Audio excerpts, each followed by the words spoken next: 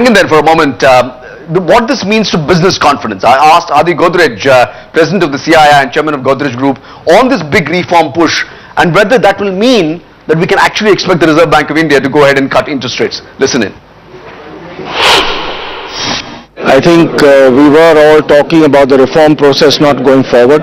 Now clearly over the last week things have changed.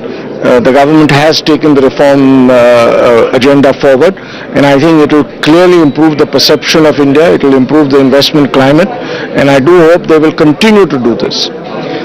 Specifically with respect to FDI and retail, the enabling provision pretty much says that the state governments should be willing to play ball.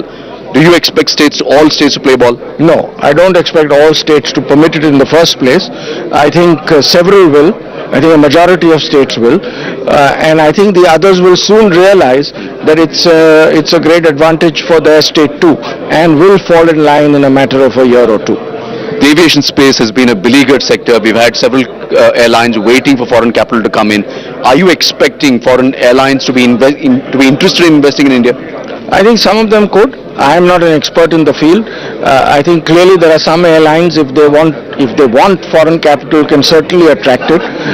There are others which are perhaps on the last leg who might find it more difficult.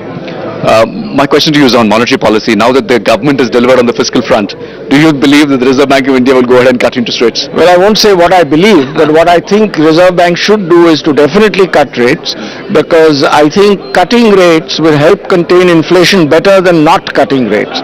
The reason being, to my mind, what is now causing inflation is the lack of growth and the corresponding devaluation of the Indian rupee. If rates are cut, I think sentiment will improve very considerably, the rupee will appreciate very considerably, and I think containment of inflation will become easier.